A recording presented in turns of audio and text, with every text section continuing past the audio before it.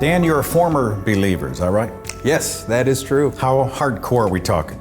I was part of a college evangelical organization, so I think that's it's not like extremist, but it's definitely in there, right? Like the planet is your mission field. Yeah, definitely talk to random people on campus about Jesus. Okay, so the story goes like this.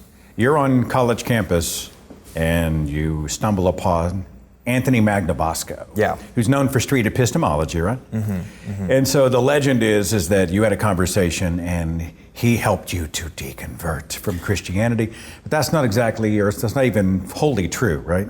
Right, yeah. So this conversation is recorded on YouTube for anybody who's interested in seeing it. Me as a Christian talking to Anthony Magnabosco, who of course I didn't know who he was at the time. But yeah, I was on campus as a college student, and Anthony talked to me about my reasons for believing, why I was a Christian. And at the time, I thought it was a really fascinating conversation. It definitely gave me a lot to think about.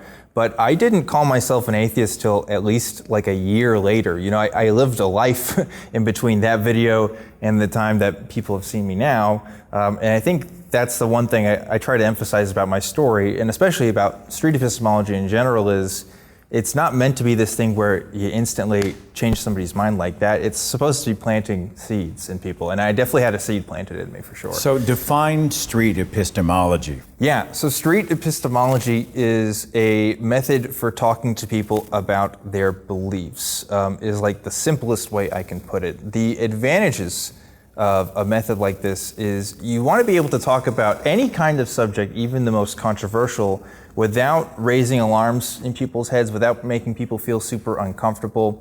And it's a way to have productive conversations with people about these subjects. So it's sort of the antithesis of grabbing them by the shoulders and saying, what the hell is wrong with you? Right. Which is tempting when you see people who hold pretty wild, out there beliefs. It's super tempting, right? Like you just see the preacher somewhere on a campus or something and you just want to tell them to shut up. And I totally get that.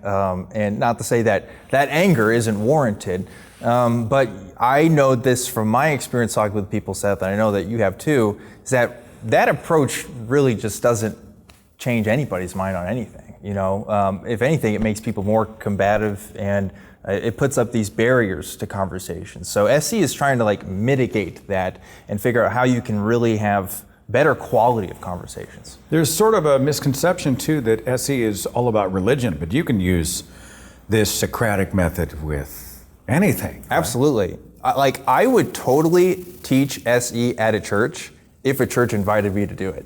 I don't know that they would, but there's maybe some church out there would want me to do it. I think you can really use this for all kinds of applications. I think you can use it for business. I think you can use it for your personal relationships, really any kind of subject. Okay, walk me through it. You encounter me on the street.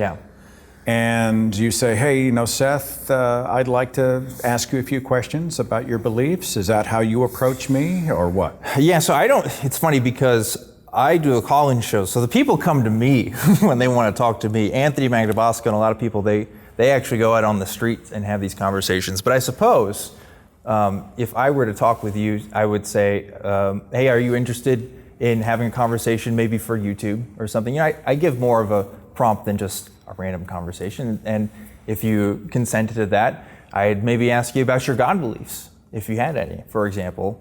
Or I could ask you, do you believe in climate change? Do you believe that COVID-19 is real? Honestly, just starting off with any of those subjects. And I'd ask you why, and I'd ask you how you believe those things. And there's a whole methodology to that is a bit longer than what I could probably explain in the short time we're talking. But there's a lot of resources out there that talk about the in-depth parts. But that's a lot of hot button stuff. Yeah, definitely. Why do you believe in God? Yeah. Or you start probably do you believe in a God? Yeah. And then they say, oh, absolutely. Yeah. And then what's the next question? I'd ask, do you have a God belief? And I'd say, what does that belief look like? And I might even ask, how confident are you in that belief on a scale of 1 to 100? And then see if that confidence might change over the course of a conversation. And then you grab them by the shoulders and you say, what the hell is wrong with you? That's when you grab them by the shoulders, yeah. Punch them in the face, do what you got to, right? I mean, I'm just being facetious. But I mean, in the QAnon culture, we've seen some wacky beliefs out there. And a lot of people, as we've seen, they believe it, but they don't really know how and why they believe it. So, it's an interesting concept. Yes. Instead of going after the belief themselves, you are interested in, well, how the hell did you get there? What's your process, right? This is one of the great advantages of SE, is that you don't have to be an expert on any particular topic, not even philosophy. You can use this method to talk to people about stuff that you have no idea about, and you're really just asking people, like you said, to kind of walk me through how you got here to this place. And that's why I'm suggesting that people use it for those hard family conversations, especially when it comes to really harmful stuff like QAnon, as you mentioned, like a lot of this anti-vax rhetoric that we're seeing these days. Family, that's tough. It is. Is it harder to do SE with family from your perspective? You think so? From my perspective, it is way easier to talk to complete strangers on the internet than it is to talk to my own family. Yeah. But part of that is because I have this history now, and they know me as this person that does this thing. So there's a little bit of, personal history there that gets in the way of it. But if you're just a random person that doesn't have the kind of history that I do, then it's probably a lot easier. I would hope so, right? How bad's it been? I mean, for you, you don't share anything you're not comfortable with, but, are you the prodigal? Are you the black sheep? Are you the broken branch on the family tree thing?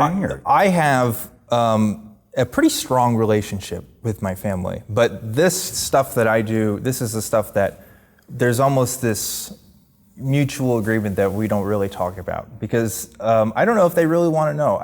I've tried to explain it, but I'm not sure if they fully understand what I'm really trying to do here. I think they think that I'm just trying to make everybody not believe in God and become nihilists, but it's more than that. I'm interested in having better conversations with people and just really getting to the heart of what people believe. And unfortunately, that means having uncomfortable conversations sometimes. And I think that the stuff that I talk about kind of makes them uncomfortable. So there's a little bit of that, gray area there where we just kind of don't talk about it. In my own life, I remember it was when I started to become uncomfortable that was part of my ticket out. I don't know if that's true for everybody. But, it's when I was cozy in my cocoon, unchallenged, that I was a devout believer. But when I was challenged, I remember feeling discomfort, and I'm sure that's common. Was it common with you? Did you feel like that dissonance, the wrestling going on in your skull? Yeah,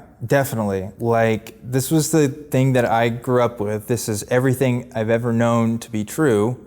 And, everybody might have individual variations on their Christian belief within their family, but I just took everything out, right? There's nothing about me that's Christian anymore from what I consider, at least in my world perspective. So that also means that it's harder for my family to relate to my specific experiences as well. And that's tough. I wish that it wasn't that way. And I think over time it'll probably get better. But, now that I'm older now and I'm kind of establishing myself as my own person, independent from my family, it's a bit better. But when I first started this stuff, I was still in college. So I had a lot more dependency on them. And it was hard, really hard. What are some of the traps people fall into when they're engaged? I'm going to try SE, I'm going to throw myself out there. I mean, there's a lot of places where you can get snagged. I think people want to use SE sometimes so that they can set up a way for their own argument to get into the conversation, right? So SE is almost like this rhetorical tool that's being used. And I understand how that might be convincing for some people, or that might even be useful for particular conversations. But as soon as you really start to defend your own claim about something, then in my opinion, that stops being SC. That becomes an argument because you've put a position out there and now you're trying to defend this position rather than trying to ask somebody else about how they got to their own position. So again, I'm not saying that there's not a time and place for it. There obviously is, but it stops being SC, and I wish people realize that. Where's that transition point? Or is there one? I mean, if you're starting this journey with them, the Socratic stuff with all the questions, is there a segue point where you go more on the offense? It's funny because especially when Anthony has these conversations, he'll often have real long, hour-long conversations that I can't have on my show. So I'm using him as the example here. But like, he'll get to that point where somebody might just say, I don't know. And then he'll say, all right, thank you for your time. And that's kind of it. That's kind of the end, because he doesn't go, oh, okay, well, you shouldn't believe in God, and here's why your reasons are wrong. Like, that doesn't happen. Like, wait, he planted the seed, or they planted the seed themselves, and he wants them to go and sort of think about it. Let them think about it. And that's not to say if people ask you questions about what you think about something, then, you know, you can have a conversation there. But again, the goal isn't to proselytize. You know, that's not what you're trying to do. The goal isn't to be a lawyer and try to make a case that you're trying to defend to the court. You're supposed to kind of be more of an investigator, kind of gathering the facts. Is your channel Street Epistemology? You know, I would say it's Street Epistemology inspired. You know, most of my time is dedicated to the project of Truth Wanted right now, being the call-in show. But I give guests every single week. And what I have found is that when you throw another person in that mix who may or may not be familiar with SE, or may or might not even care to use it in that conversation, it kind of gets a little more chaotic. So my show isn't directly SE anymore. It's a kind of a mix of different things, but it has definitely influenced the way that I take calls, for sure. And if somebody wanted to find out more about Street Epistemology? Well, there's a couple different places you can go to. You can go to streetepistemology.com, where they have a bunch of resources on there. If you want to see me talk about it specifically, on my personal channel, ObjectivelyDan, I have at least one talk that I've done on Street Epistemology on there, and that's totally free to watch. And of course, there's tons of SE content creators that are making stuff, but Anthony Magnabosco also has a series on YouTube where he talks about it, so I recommend checking that out too. Great chance to sort of challenge others, even ourselves, right? We need to be using it on ourselves. How did I come to this position? What's my process, right? We're not immune. Right, yes, and that's the thing. Like, it's not a thing that you just kind of do and then you're done with. It should be something that you continue to use probably the rest of your life until you find a better method, I guess. I haven't really found one yet, but if somebody wants to show me one, I guess that'd be cool. For now, I've been sticking to this, and I've gotten a lot of results out of it. So, Dan, thanks so much for your time, man. Thank you, Seth. Appreciate it.